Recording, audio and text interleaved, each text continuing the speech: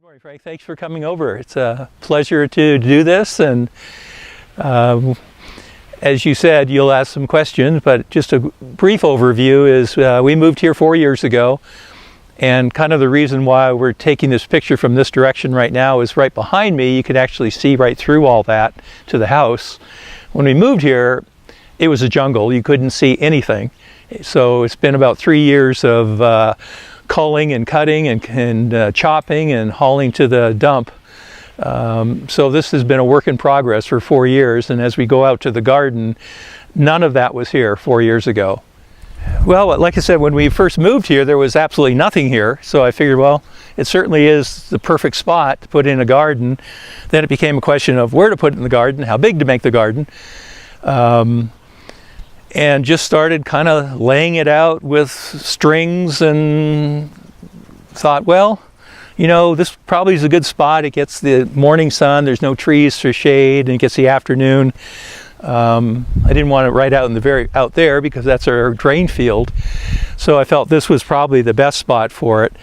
And basically I went down and rented a skid steer and just started moving dirt, and you know, every single post that I put in, you'll see rocks interspersed around in here. I saved those just because every post I dug, I hit big rocks. So this is very rocky soil being here near the creek and the mouth of the canyon. Yeah, it's, you know, you really can't grow anything in it. That was the intent, was just put the fence up and, you know, start planting, but you couldn't. So that's where all the beds were made from rough sawn dug fir that I got at Mark's Lumber. And so how many beds are in your garden, Geoff? well, there's 16, but I only made signs that denote 15 because I kind of lost interest in making all these little numbers. And I think this is where I'm going to stop. So, and then this gate, you mentioned it, the wagon wheels were at our house when we lived in Sheridan, Wyoming. Brought them with me, and the guy who was our real estate agent, Evan McCaw, also does metal work. So he made the frame for me, and then basically I built around it. And then realizing that when we were in Sweden, I saw all these hops growing. I thought, well, that would be perfect. I could put the hops right here.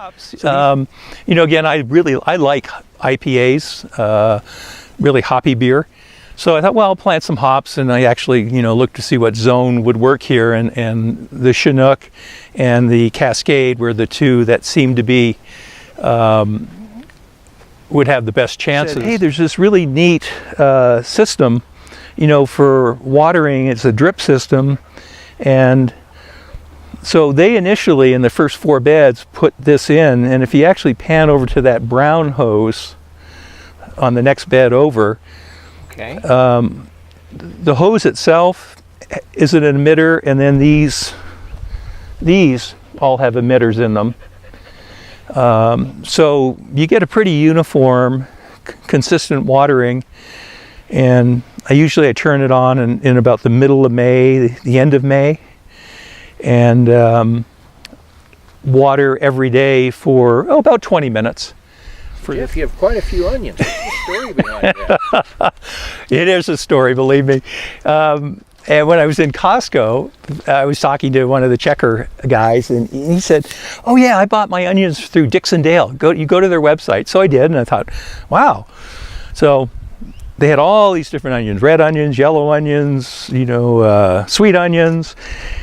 And so I just started ordering, not realizing that when they say you're going to get a clump of them, or whatever they called it, when I got my order, it was like, oh my God, I had so many onions. It was just like, what am I going to do with all these? I gave some away. And I thought, well, I guess I'll plant them and see what happens. But then I realized, oh my God, you know, I have so many onions, and they have to be so deep, and they have to be 4 inches apart. This is going to take forever. So look at that. I came up with this little gizmo. I had some leftover wood, and I had some dowels.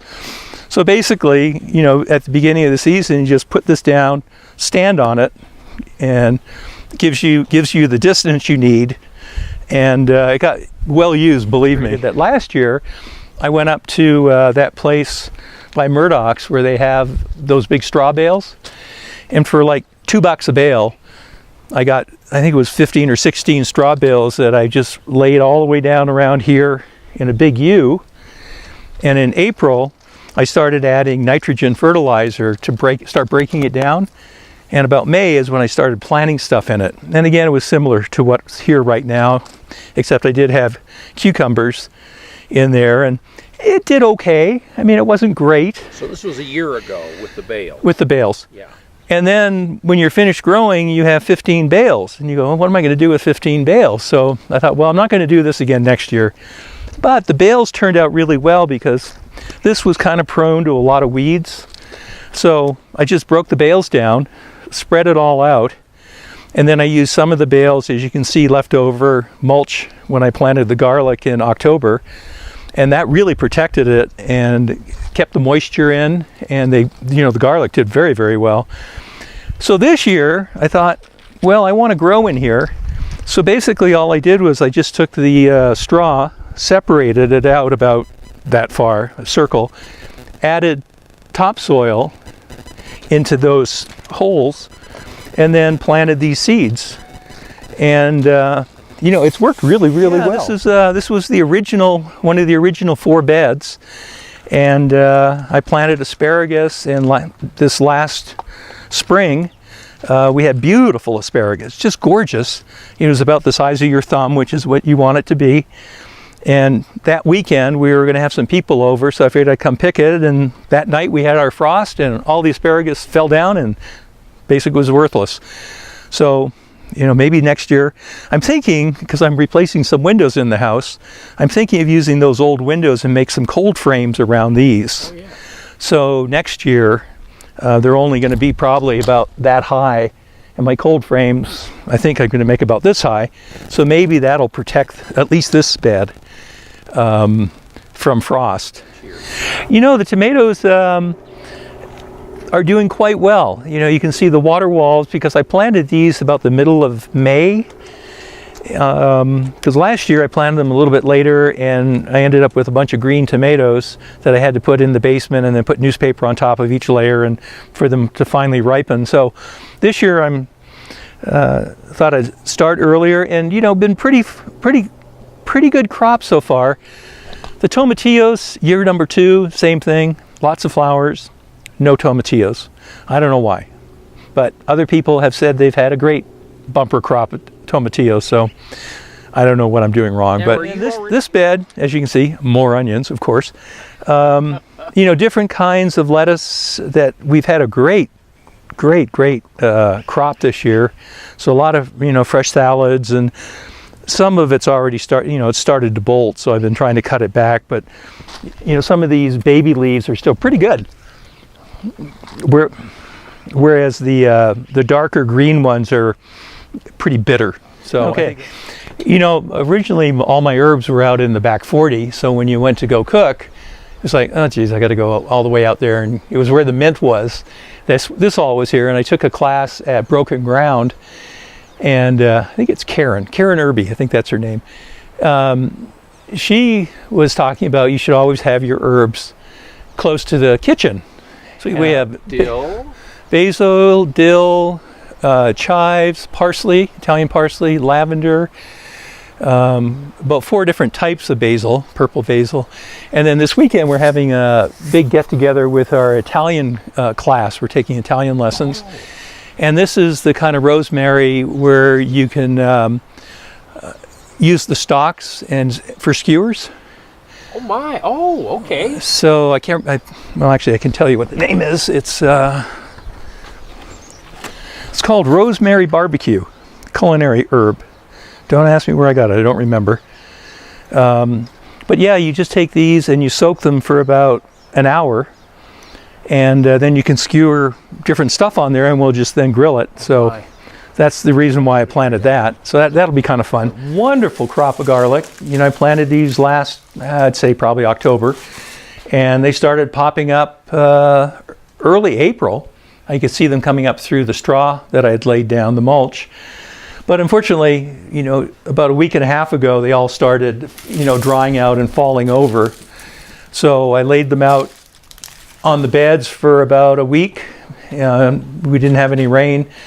And now they've been in here curing for, 2 weeks now. So what I'm slowly going to do is, and I actually started this morning, braiding them. I got these from Dixon Dale primarily for my onions. So you pop, in this case, you put your garlic in, then you just tie off a knot, and the next one. And during the course of the winter, you just nip, open an area, pull out your bulb, and you have bulbs. But like I said, I primarily got it for the onions, because I'm going to have so many onions. That's the season this year. It's been a fun season, and definitely will be lots of garlic and onions in this household. Well, thanks for sharing your garden with us, Geoff. Well, my pleasure.